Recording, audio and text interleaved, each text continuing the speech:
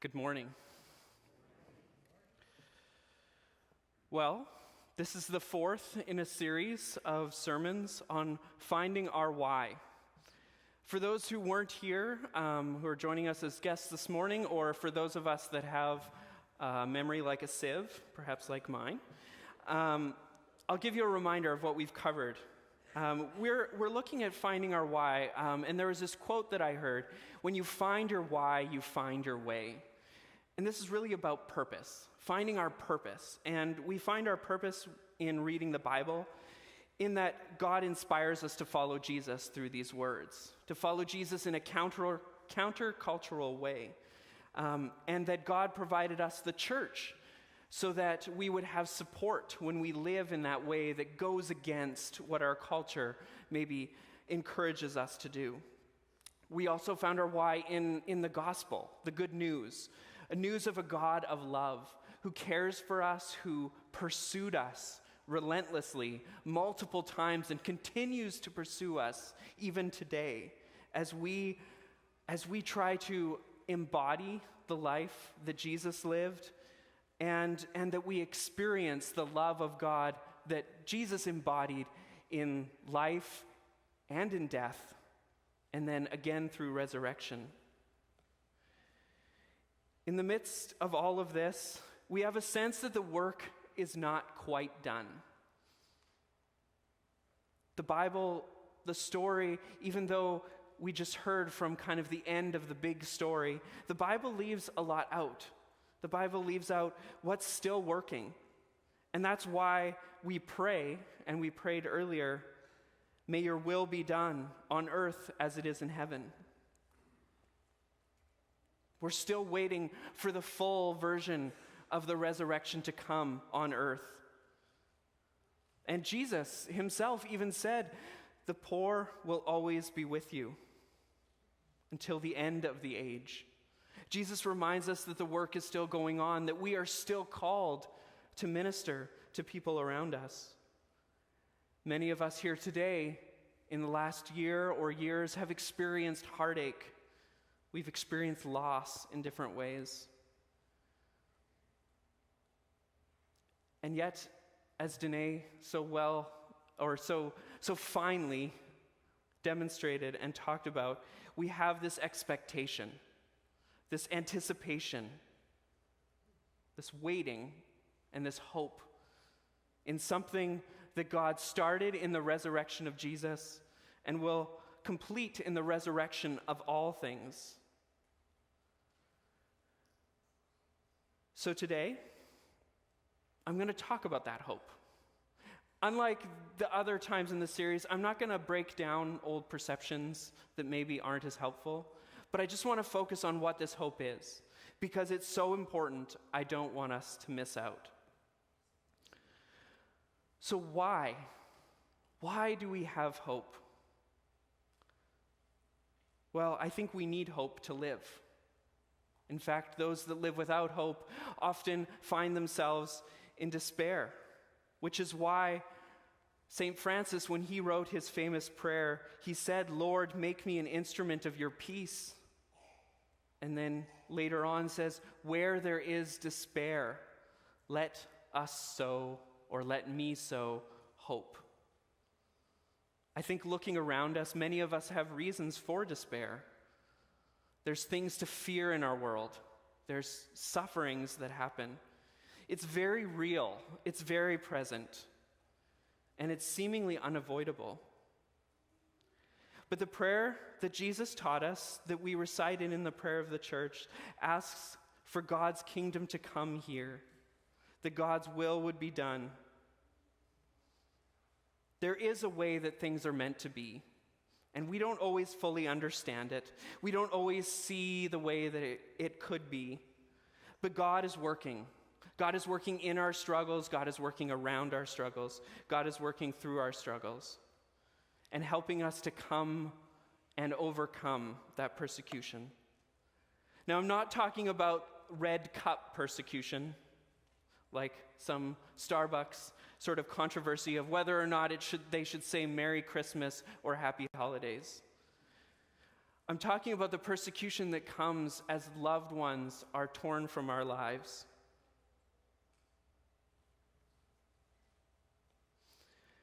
And yet, we have hope. Have any of you, now be honest, have any of you started reading a book and then thought, okay, I'm going to skip to the end and read the last chapter so I know how it's going to end, so I'm not like scared or disappointed throughout? Anybody? Okay, we have a few. I think that's a good tactic sometimes. And that's really what the final chapters, part of which we just heard from Revelation, is supposed to be. It's supposed to give us a little view at the last chapter of earthly life that will actually go on forever outside of time. One of the purposes of Revelation is for us to feel that there is hope. And even though it's often been used to scare people, I think it's a great message of hope if we can get past some of those images. I'll come back to that in a little bit. I guess what I really want to focus on is that our hope is this: that one day we will be fully in the presence of our God. There in resurrected glory, God will wipe away the tears, and we will be healed and cared for. While we may have scars from this life, just like the resurrected Jesus who had holes in his hands, pain will no longer be inflicted upon us. And so why have hope? There is an end to the pain and the suffering and the fear that we experience today. The good news of God's love will one day be fully realized, and we won't miss out on it anymore because there won't be the barrier of our own selfishness and the selfishness of others. And the good we are called to now, as Danae illustrated, will be lived out fully in this new world. So a couple things about the book of Revelation, just to get this out of the way. And as much as I would like to talk to you about this whole book, because even though some find it to be a little grotesque at times, which I understand, it's probably one of my favorite books in the Bible. So if you want to get a really good synopsis, because if you've been at church where they put up charts all around talking about Revelation, or you read the Left Behind series, let's just forget about all that. I encourage you to go onto YouTube and look up the Bible Project on Revelation. There's 2 10-minute videos that will give a great outline of how you should actually read Revelation responsibly. But there's a couple things that I just want to say about this book before I talk about what it is. So, Revelation is basically a bunch of jargon that we often miss out on. So think about if you're in a conversation or you're at a party and there's 2 people who work in a very specific field. Say they're in the medical field or they're in banking. And you're the third person outside of that field, and they start talking about the ways that it works, and they start using all these abbreviations that you don't know, and you're just completely lost. That's what Revelation kind of is. It's a bunch of abbreviations, it's a bunch of references to Old Testament stories. See, when John wrote this, he was basically in an island prison. And he wanted to write about the evils of the empire around him. But if he had done that, they would have just burned it, and it never would have seen the light of day. So, John used all these images from the Old Testament that the readers would catch on to and say, oh, I get it. So he borrowed from this well-known empire of the Jewish people, the Babylonians, who had conquered them and spread them out and caused them to live in terrible exile. And he used that to speak of the evils of the Roman Empire that was currently oppressing the Jewish people. And this becomes a really powerful book because it really speaks to the evil of empires in general. If we look back throughout history, we see plenty of empires that went about conquering worlds and conquering peoples. And it's much like what we see in the book of Revelation. And the whole point is to encourage the people while living in empires to live faithfully in spite of that persecution, in spite of the pain caused by the empires. And I think this is an especially powerful book for us today because the greatest empire in the world today is the United States of America. And this text speaks to how we can live faithfully in the midst of empire. And then it gets to this end that we just heard. In the end, evil and death are finally defeated.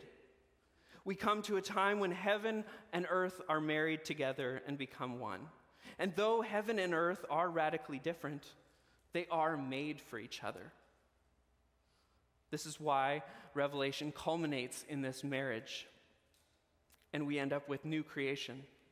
This is the ultimate hope that Christians are to focus on. This is the most orthodox way that you can read this text. And Jesus' resurrection is a foretaste of that. What God has done in Jesus, God will eventually do for all of creation, including us and this world that we live upon. Jesus' resurrection was both the same as his earlier body, but also vastly different. He could walk through doors, locked doors. He could eat, but then he could also disappear. The same will happen for the rest of creation. It will be very much the same, but I think in some ways imaginably different. In some ways, it's returning to how we were originally created to be. In the beginning, when God created things, they were good and very good. But since Genesis 3, just a couple chapters later, it became good, but not so great. As people started taking over God's role, people started going against God and taking things for themselves. The shorthand for this is sin. People would sin and destroy one another. Creation was still good, but somehow flawed. And so, in the new creation, some things will have to go. Some things will have to be let go of, destroyed, conquered, as it said. Pastor Robert, several months ago, said something that I wrote down because I thought it was so important. He said, "We get so used to the bread and wine of empire that we forget that this is not our home. The old ways have to go, and the new ways have to come in. And we can be a taste of that today, but we will one day experience that in fullness." So let's look at our text that was just read. "Then I saw a new heaven and a new earth, for the first heaven and the first earth had passed away, and the sea was no more." So we have this combination of two wonderful things coming together. The earth being renewed. When it says new, it doesn't mean everything was trashed and a new thing was put in its place. It's more like a renewal or a regeneration. And the sea was no more. The sea, the place of confusion, of fear, of frustration. Now, for those of us that like to be near running water, the ocean, the sound of waves crashing, I don't think when new creation comes we will be without that. I think we will just be without the fear that comes from a sea. There's also this part where it talks about death will be no more. Mourning and crying and pain will be no more, for the first things have passed away. The power of death is finally fully removed. In the garden, when Adam and Eve were told not to eat of a tree or they would experience death, this is the reversal of that. Finally, death is removed. A tree will actually appear in the new creation where the river of life will flow from it and into the people again. Much of what we do I think, in our world today is actually driven by our fear or this knowledge of death. And so I think this is a real gift in that we no longer have to live in that fear, that we're going to experience a fullness of life because that fear has been removed. And if that's no longer an issue, then what is possible? Well, I think the healing presence of God becomes possible. In Revelation 21:3, we see it saying, "See, the home of God is among mortals. He will dwell with them as their God. They will be his peoples, and God himself will be with them." Now, I want to remind you, in case you didn't pick up on it right away here, that this is language of covenant. Throughout the Old Testament, prophets and those speaking on behalf of God would speak these words, "I will be your God, and you will be my people." It appears slightly different here in our English translation, but it's basically saying the same thing. God is saying, "I will be with you, and you will be my people." This is the ultimate fulfillment of covenant. Now, many of you might think of, when you hear the word covenant, you might think of rules, but instead I want you to think more of like the covenant of marriage, of this bringing together of two people from a different place, from different families. Covenant is a relationship, a bond that is meant to last forever. And this bond will be fully realized in the end. And I really love this part, that God will wipe every tear away from their eyes. There's still tears in this new creation time. I thought this was kind of strange because I thought everything would be all better. But then I started thinking about it and thinking again about the scars in Jesus' hands. There were still holes. There were still things that were sensed to be missing. But perhaps it's that touch of God wiping away the tears, bringing a touch of healing and of hope that transforms that pain and that anguish into something new. We may carry these scars into the next life, but that is not all that we will be. And I don't think it's only us that carry these scars. I think creation carries scars as well. And this is why I think we need this image of what is to be so that we can understand who we are to be now. I think this hope should drive the mission of the church or the activity of the church. One way that we can look at this is to ask ourselves, what scars do we create in the lives of people and in creation that may still remain? Or perhaps we could ask, how can I be a healer of scars? How can I be about the work of God's grace when there is scars? How can I be the one, at least who temporarily wipes away the tears that we experience in this earth? With this in mind, I think we can partner with the redeeming work that God is doing, that God started in Jesus, who announced the presence of the kingdom, who embodied the presence of the kingdom by offering healing, which brought people back into their community that they had been separated from. Jesus offered these words of affirmation of people who felt condemned. God invited them back into the family. And I think we can do this by sharing the good news that God loves us. Not that God is angry, not that God hates us, but that God loves us despite our failures. And that we can come together as church, which is just a gathered community that experiences and shares that grace without expectation. And we can turn to the stories in our scriptures and see, even in the darkest places, that God is present there, wiping away the tears. And I think this is how we can honor the lives of those we've lost. By remembering how they embodied God's love and embodied this life of hope.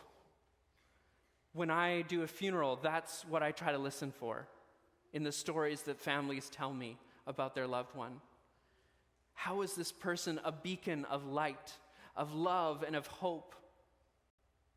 Sharing God's love in the midst of a world that is filled with brokenness and selfishness. Here at Heston Mennonite, we have a tradition on Memorial Day of bringing candles forward that represent our grief, but that also represent our hope. Because remembrance is not only about sadness. It's about joy and hope as well. We speak their name. They are not forgotten. We light the candle off of our Christ candle that stands in the middle, that symbolizes Christ's presence in them and with us.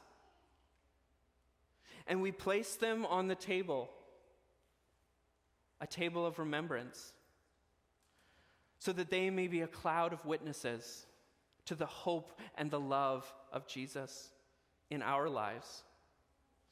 In a moment, I'm going to move to the center, and I'll invite all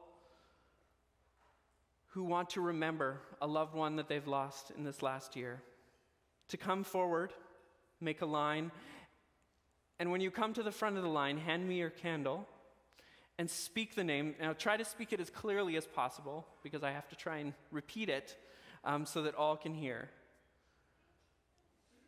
And then I will have a couple of our elders will be helping to bring those candles to the table and to light them.